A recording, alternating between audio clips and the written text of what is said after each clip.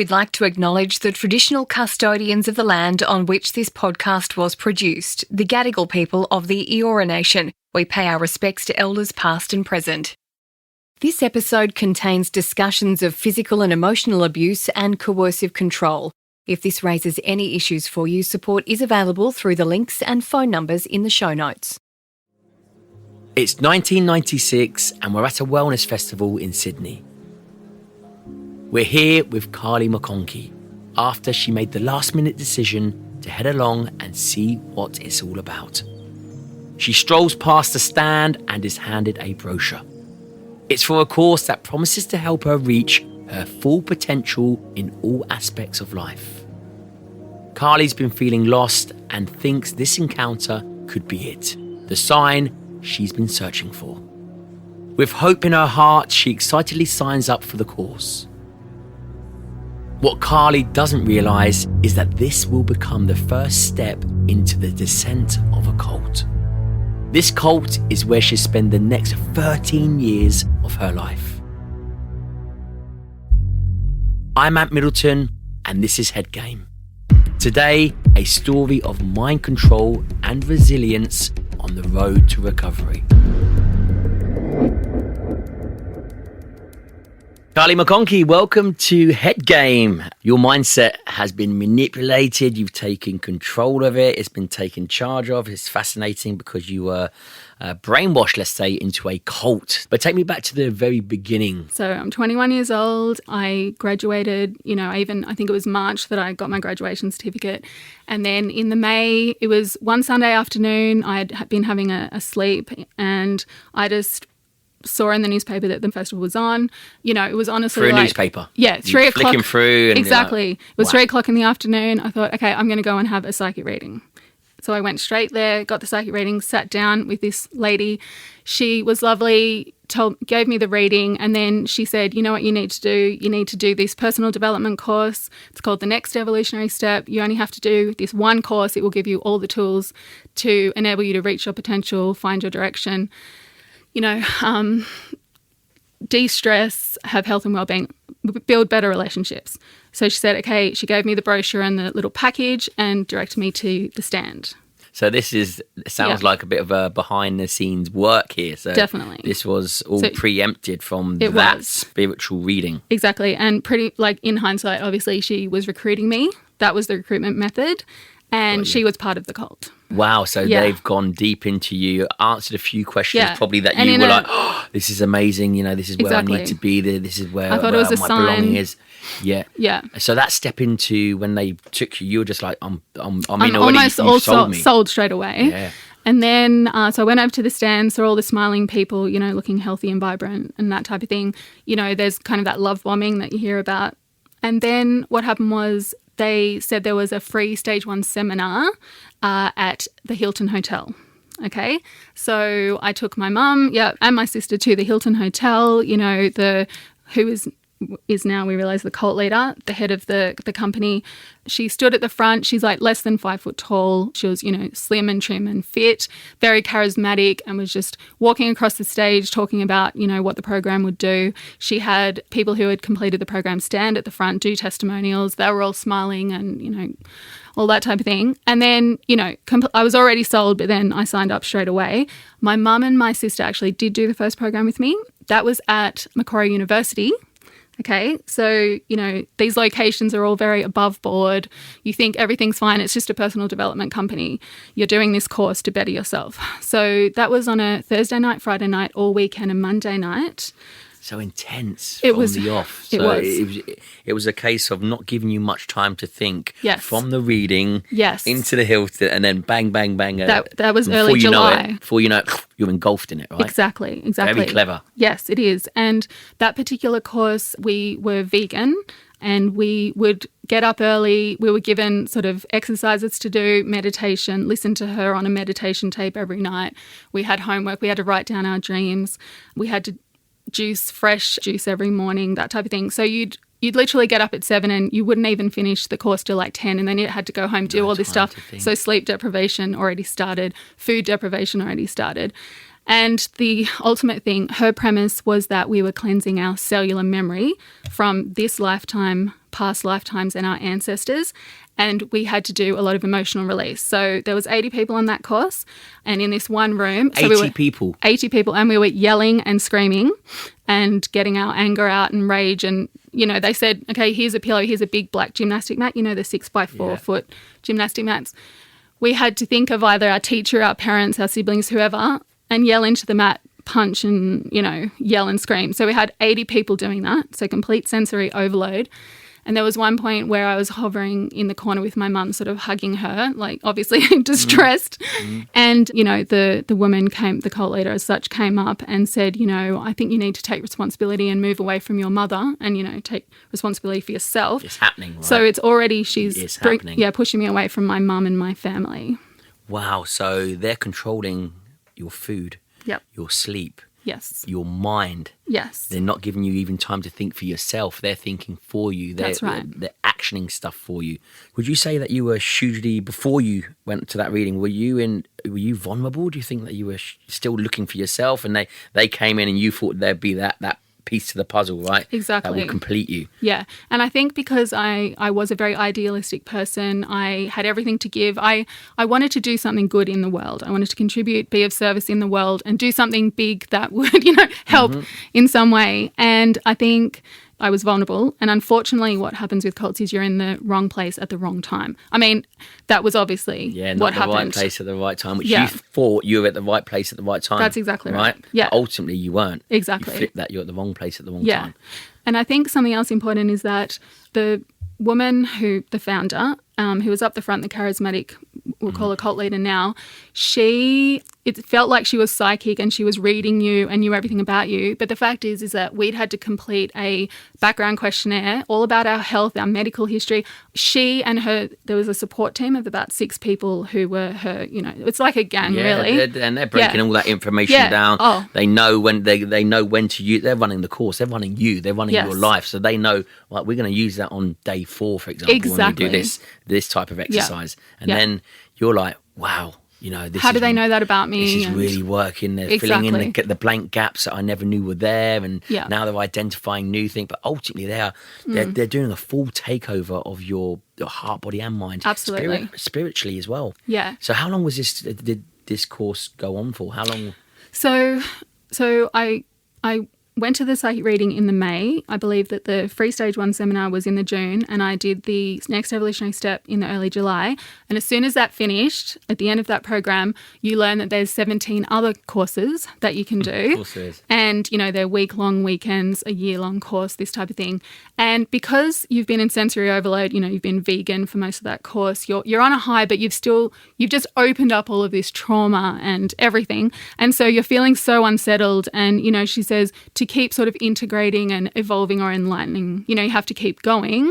And so then it's like, okay, well, I have to keep going. So I signed on to the September course, which was a weekend course, which was all about, funnily enough, talking to you, you know, climbing a mountain, Mount Warning. It's a lot lower than Everest. But, you know, you had groups, the top group, the second group and third group, etc. I went in the second group because I thought, you know, I really want to be in the top group, but I'm not really sure. And then I ended up making it to the top group anyway. But then when I got back, she humiliated me and this other girl in front of everyone. I think there was 80 people in that one, just calling me, you know, a black cloud on the mountain and all this because I was trying to make it up the top. It's a long story.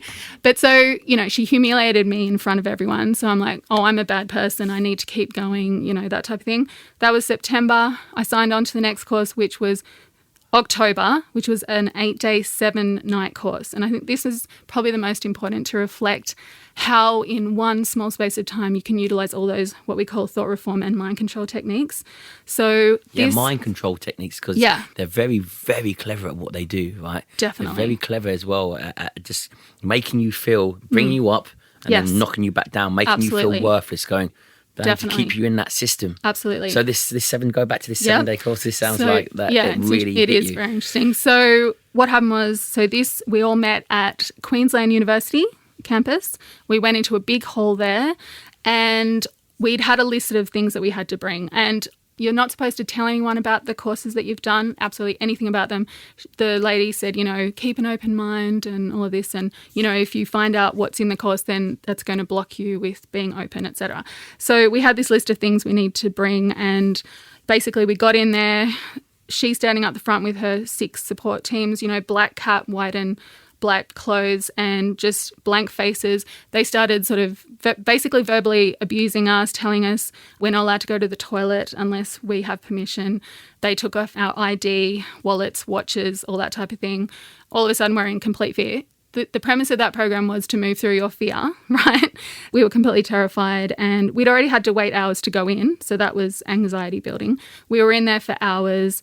And just basically being verbally abused, etc. We were walked out eventually late in the night and onto a big coach bus, and all the windows were blackened out. Then we were taken for hours. We didn't have a watch, so we didn't know what time it was. We got there. Sounds like you were on my SAS show. I know. She's tried to say now that it's just like survival courses and, on TV and whatever. Of course. But, we didn't choose to do all of this. So that's the difference. So then we got out on this completely isolated property in the morning, and we had to line up in lines. And, there was all this verbal assaults and things, and we had to keep bringing up issues with each other. As I said, we weren't allowed to go to the toilet. There was 3 portaloos, and we only had like 5 minutes, and there was 70 people on that one. And this was 1996, and we all had to go to the toilet within 5 minutes. And if you didn't, you had to wait. You never knew when you could go to the toilet. We were in a marquee for hours and hours. She was lecturing us about all these things.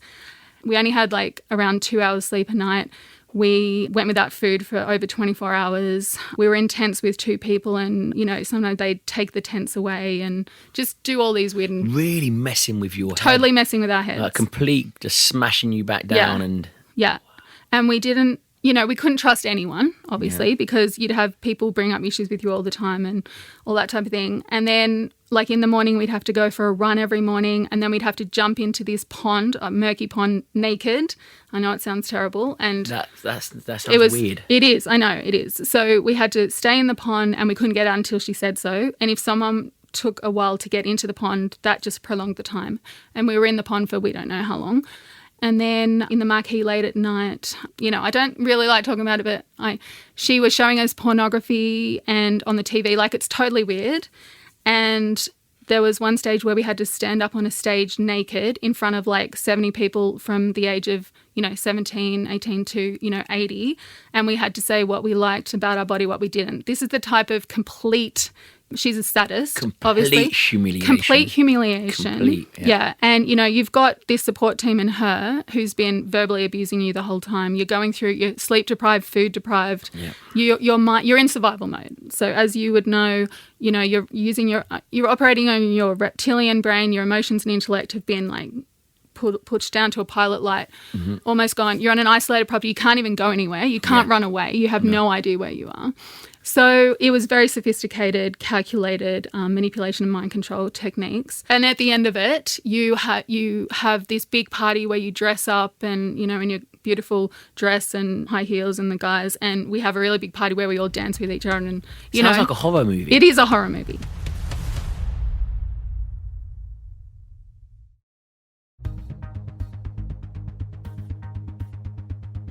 Take me back to that party. Did you feel a sense of relief? You're like, oh, we've been there, we've done it, we've passed it, and yes. they're being nice to us again. Yes. And then again, that sense that's of what it belonging. was all for. That's what happened. That's why we went through that and we were only supposed to be able to do that course once.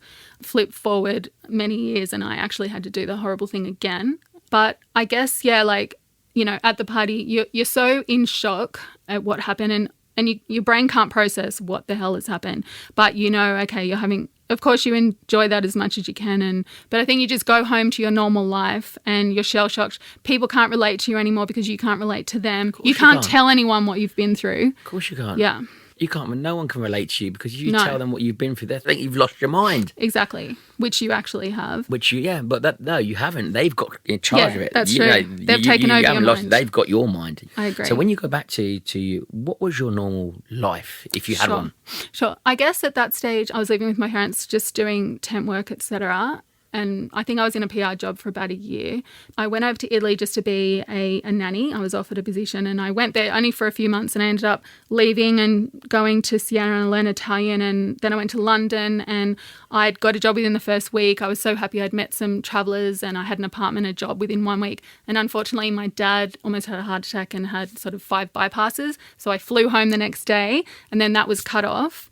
And then it was like trying to find myself again. And then at the end of that year, I ended up doing what was called Personal Mastery and Metaphysical Counselling Certificate. So, you know, we were offered, you can be a counsellor, you can be a healer, you can be a psychic reader. Through the cult? Yes. So through all of these courses. So now they're not only taking charge of your mind, they're taking charge of your life. Yes. They want you to work for them and be. Yeah. Wow. So talk about woof. Yeah. That's it just big, keeps right? going. So what did you think you'd get out the first bit? Because Yeah. you say you went off and travelled to London and nanny in Italy. It sounds like your mind was still here, there, and you were still broken and still searching for something. Yes. That this course is ultimately didn't do. It sounded like that your life was completely theirs. It was outside of the cult. Even though I was on the other side of the world, Yeah. like I was still with this Italian family, and they were obviously having all this beautiful Italian food. But because I thought that I had to be vegan vegetarian, I was just eating bread and butter pretty much because they were making meat and everything else. So, and then I'd still go for these runs, and she taught us to have like a face cloth and scream on our runs. So you can imagine me in the, you know, the vineyards of Italy in this country town, just sort of screaming, and people probably heard me and thought I was honestly crazy. All those thousands of miles away. Exactly. And they're Still still completely controlling. mind controlled. Yeah. Wow. So then this particular year-long course, that was when it just hit another level. And, you know, I think there was about 29 people. So how in are the they course. getting you back into that? How are they going, right, come on, you need to come over now and do this course. And again, quickly, Yes. financially, Oh, yeah. throughout these years, are you paying for these courses? Are you paying for, are you Definitely. giving a monthly donation? Or how's that Yep. working? So, you know, for instance, the first course, I can't remember if it was sort of $395 or $500. Keeping in mind it was the 1990s. Yeah. It ended up going up to $990 and all of that later. But so, and then, you know, the final step was Big money back $3,000 then. at that time, and then it became $5,000. And then this particular, we called it PMC, Personal Mastery. That was about $5,000 then, but then it went up to $10,000 and all that type of thing. So it's constant, money. How we kept getting pulled in was she'd write newsletters and send them out to all of us. She had a big database. So at the end of every program, you'd get like a 4 or 5 page little booklet of everyone's address and phone number. And she just keeps sending all of her stuff. And in her newsletter, she'd put in articles and things and comics and things. And I've looked at them now and I'm just like, you know, that was complete indoctrination, what she was putting in the newsletter, Of course it is. talking about different things, you know. And the aspect came in that I can't remember exactly when it was, but there was a few things that she was teaching us, definitely in PMC. And I'm pretty sure it happened on the final step as well. But the further you go into your development and integration, she started to innuendo that she was Jesus Christ reincarnated. So she said that we have all these shafts and that she could, I guess it's like other past lives, these shafts into all these other lives, and she could tap into hers. And one of her shafts was Jesus Christ reincarnated. She talked a lot about Atlantis, and from what she said, you know, I and others believe she was the queen of Atlantis back then. She had the goddess complex. Definitely. She thought she was a Jesus lord, Christ, basically. a goddess. I know. And you were her children ultimately. Well, that's the thing. Or her that disciples.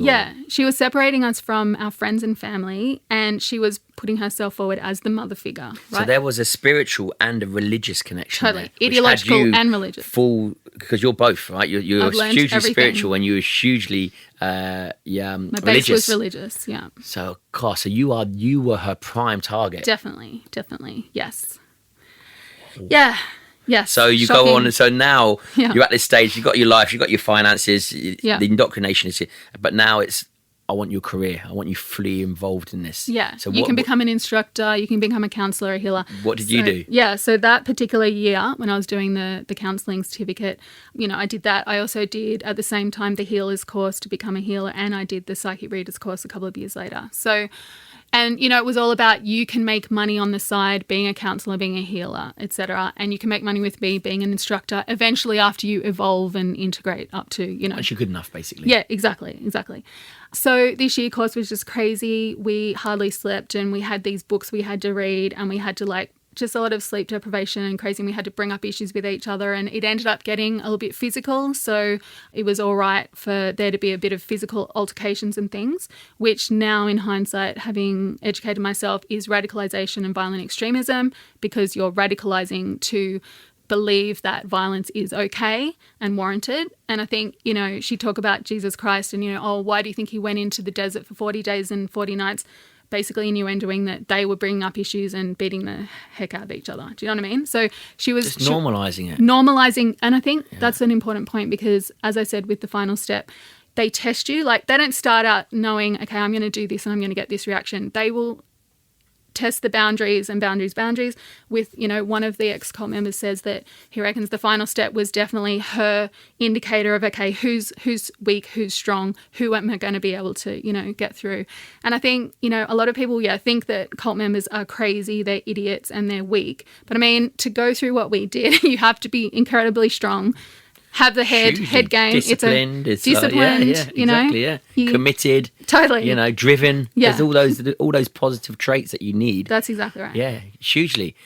So they're making what's not normal now. Totally. So when you're stepping outside of the cult, everything is unnormal That's to you correct. at this stage. Yeah, and it's an us versus them. So it's like, we are the chosen ones. You know, there's extremist offshoots of all the institutional religions, which, you know, you would deem cults. There's new age cults, there's these personal development cults. You know, we've heard of yoga instructors and founders being cult leaders, and, you know, the yogis in India, etc. So mine was a new age spiritual cult because that's what I had been interested in. But, you know, anyone out there, whatever your interest, they are going to hone on that. So every 100%. cult has a different recruitment method that they pull you in, and then those mind control and thought reform techniques retain you, and then they exploit you.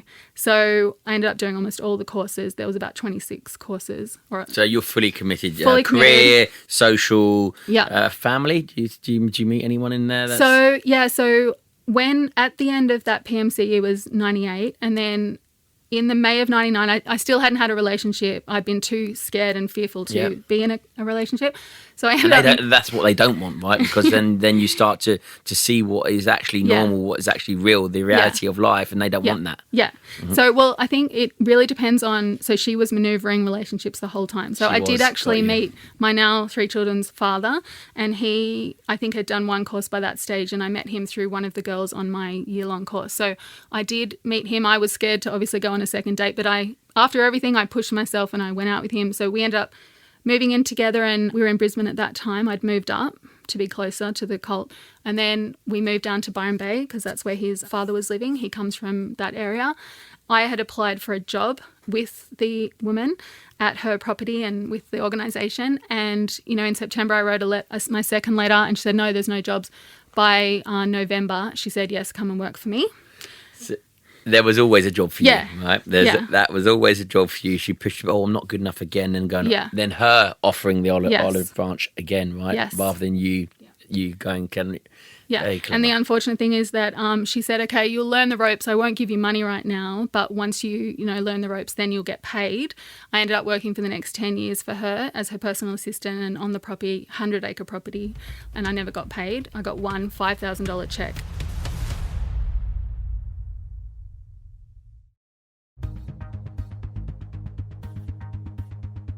You're on her property. I'm renting one of her properties, right adjoining her. So she had this big property. So she almost thinks like she's doing you a favour. I've got definitely, a property, but here not for paying you. me. Yeah, but you know, you don't need. You're not paying you, but it's almost that's payment for in her mind. It's like you're staying on. Well, I wanted to be near her. Yeah, no, I was paying rent. Oh, you were paying. So I rent. had to get a second, another job to pay the rent, and meanwhile she's not paying me wages. Okay, I know it's crazy. That happened to quite a few of us, and she had an office and the course centre on her property where her house was, and it was up like a 1 kilometre hill, so no one could see what was happening up there. And anyway, an important thing is that at the end of 1998, she was actually featured on Channel 9's A Current Affair, Australia-wide, as being a cult leader, a con artist, and saying that she was basically Jesus Christ. After that time, throughout 1999, all of the courses diminished to 2, 3 or 4 or 5 people. because she'd had such a bad reputation. And that's when I came on board at the end of 99. I worked for her for 2 years, a couple of girls in the office. One lady just disappeared 3 weeks later after I started. Another girl ended up disappearing as well. We'd call it running away. People would run away. Yeah. She proselytized that the world was going to end. Okay, so Doomsday Cult around 11/11/11, so the 11th of November 2011, the world was going to end, the Earth's axis would shift or some big event would happen, and we had to survive, and she knew how to survive, and she was, in touch with all of her shafts, Jesus Christ. She literally said that there'll be about a 2-week period where it'll be dark and things will be happening, and we have to, people will want to kill us for food and water, so we will have to kill them. It sounds like the zombie apocalypse. It's like a movie. So, on a super serious note, she's not only got your journey that you're going on through life, she's now got your destination, which we all have one destination in life, and we know where that is. So now she's got full control of till your last day. Exactly. You're like, does it get quite dark and quite aggressive and quite fending off? She talked about rifles being buried on the property. There was a survivor's course, and we literally went to a gun range and learned how to shoot. And there's just so much in the package. Insane. Yeah. What kept you there during this time? Yeah. So I think I owe her. And with the world ending, it's like you are cleansing your cellular memory and integrating to your highest evolvement, because you're going to save your children, yourselves, your family, the planet. So this is like a mission for God and Jesus that I wanted to move us to the fourth dimension, she called it. So I need to be like this army, military disciplined person. I'm like at the end of the world, I'm going to be fighting for the planet because we have to, she said that most people will be dead, but we will help take the planet to the next, fourth dimension. Yeah, we're going to be the lone survivors. And we're going to, we've got to step up because it's the new awakening of Jesus Christ ultimately. She thought she was the powerful Messiah. Exactly. And I've since found in a newsletter she had that, she talked about the 1,000 years of peace, right? So, it's just so many layers, as you can tell. Flash forward 10 years, it's the end of 2009.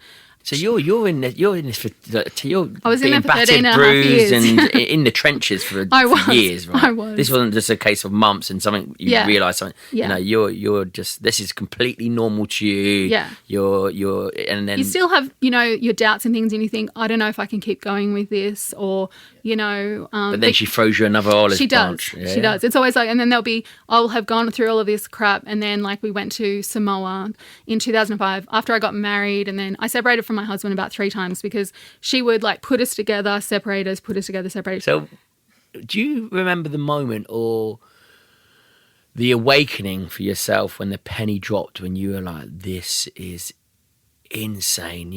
Did obviously the 11th didn't come, because it must have been like having a balloon there and going pop, and it's just like the reality of everything just hits home. So it was about the 23rd of December before Christmas 2009, and I just couldn't handle it anymore, and I'm thinking, okay, I'm going to escape, right? It's just a case of, I can't cope with this is too much, I want out of this job. Exactly. Oh, wow. I can't so you do hadn't this even anymore. realised at this stage that all of this it was a master plan. Exactly. Okay. Yeah. So this 23rd of December, it was 2 a.m. in the morning. I was working in the office. A phone call comes through with one of the other girls. She tells me, you have to take this iPod up to basically the cult leader for her son, right? So at 2 a.m. in the morning, I have to drive up to Burleigh Heads at that point. And I thought, okay, because she'd been to America and all this crap was going on, and she was screaming at me all the time and stuff again, and I knew that things were going to happen. It was getting volatile. So I thought, okay, I'm going to leave with my children. So my children were sleeping downstairs on the property. My 3 children that I'd have to get ready every morning, night, and take them to daycare and God knows what. I scooped them all up. I put them in my car, 2 a.m. in the morning, got there at 3 a.m., and her partner at the time didn't answer, and I thought, you're so paranoid, I didn't want to leave this stupid iPod on the doorstep until if it got stolen, I'd be in big trouble. So I slept in the car for about 3 hours with the kids, and then the guy phoned me, said, why the hell didn't you just drop it and go? And then I was too tired to escape, okay? But then this other girl found out that I'd tried to escape, got back to the cult leader. She ended up calling me, abused me for 5 minutes, calling me an abusive mother. If you leave, Carli, I'm going to dob you into DOCS, Department of Child Safety. I'm going to sign off as a psychologist and have your 3 children taken away from you because you're an abusive mother. Why did you take your 3 children out in the middle of the night in the car? That's abusive, Yeah, Yeah. And still at it. She's still, If you leave, it's going to be detrimental to your children because the whole time she'd be calling me a really bad mother. Yeah. I was sterilised and hitting on your vulnerabilities. Yeah. As a mother. Yeah. So then fast forward, that was the 23rd of December. I was really in the shit, as we call it. Then the 27th of December, I went into her house. She just punched me straight in the face. And so, first of all, I'm in this heightened state of fear again. And I'm like, I just don't know if I can keep going with this. I have a black eye. And then the next day, so 2 days after the black eye, the cult leader, she came up into the office screaming. She was totally enraged. The other girl in the room there tried to block the colleague from coming into me because she could see something really bad was going to happen. She tried to stop the door, but the colleague just pushed her out of the way. She threw me on the ground. It was in this accounts office, and she started punching me, kicking me. She pinned me to the ground, and she was screaming in my face. And for the first time, I just thought, oh my God, this woman doesn't love me. She hates me. That was a turning point. Got you. That was like a boof. It was. Bubble burst moment. It was just terrible. And I'm just like, after that, I was in a state of fear thinking... After everything that you've gone through, been put and how much through I've given her. And now you know that she's using you. Yeah. You're like... I just thought, I've given everything to this woman and I had nothing left. And then I just thought, I can't do this anymore. I basically just thought to myself, you know what? I would rather die in 2 years' time and spend the next 2 years with my children because I'd hardly been spending any time with them. I'd rather do that and then just die. Yeah. And then I just you're at your wits' end now. I was totally. You're. And then so I just played a stupid game with myself. I said, if this girl who, knows the truth that I've been doing everything right doesn't tell her that I have been doing everything right, then I'm going to leave. And this girl just walked past me and said, I'm not supposed to talk to you. I just thought, okay, I've made that bet with myself, with the universe. This is my sign. I ended up passing that girl's poor teenage boy who was there, and I just said, sorry, I have to go. Went down the bottom of the hill, packed the car with just everything I could fit in there, and I left. I picked up my 8-year-old who was at vacation care. My other 2 were asleep at daycare. We just went to the ocean, bought some hot chips and just sat there overlooking the ocean. I was trying to say to him, do you like it there? Do you think we should stay? But he obviously knew he couldn't say anything because it would come back on him. Mm-hmm. And then, went and picked up the boys, went to my ex-husband's workplace, and I said, I just don't think I can do this anymore or whatever. He said, you can go to my mum's, safe place, safe space. And within 5 minutes, my brain just started filtering, oh my God, that is a cult. She is a cult leader. And that was it. So you, once you're out of it and, you've got this in your place, you've got this safe place that you can go to. Yeah. You're that relief of, and then everything just. Yeah. Yeah. My brain just lit up and, just filtered. And it's like, oh yeah, what the hell, what everyone has been saying for all these years, it's true. So. And then, so that is literally instantaneously, right? It was, within 5 minutes. Within 5, do you feel like there's a new you? Do you feel like it's a new beginning for you as an individual? Did you get back with your husband? I did for 1 year. Yeah. And then I just knew that it wasn't going to work because we'd met in the cult and, I'm so grateful because I've got 3 beautiful boys. Yeah. We'd just gone through so many bad things, together. Wow. Yeah. And what a journey you've been on. What's life like now? Just getting back to life and, I've just turned 50 and the last 50 years have been pretty horrifying. So I just really want the next 50 years to be full of joy and great experiences, concentrating on my children, my family and just having fun. There you go. Listen, Carli, fascinating story. Thank you ever so much. No doubt this will save many lives and help a lot of people. So thank you for coming in. Thank you, Ant. Thank you very much. Carli McConkey is the author of the book, The Cult Effect. We'll put a link to it in the show notes. If you suspect you or someone you know could be involved in a cult, we'll put the contact details for the Cult Information and Family Support Network in our show notes. I'm Matt Middleton. Catch you again next time.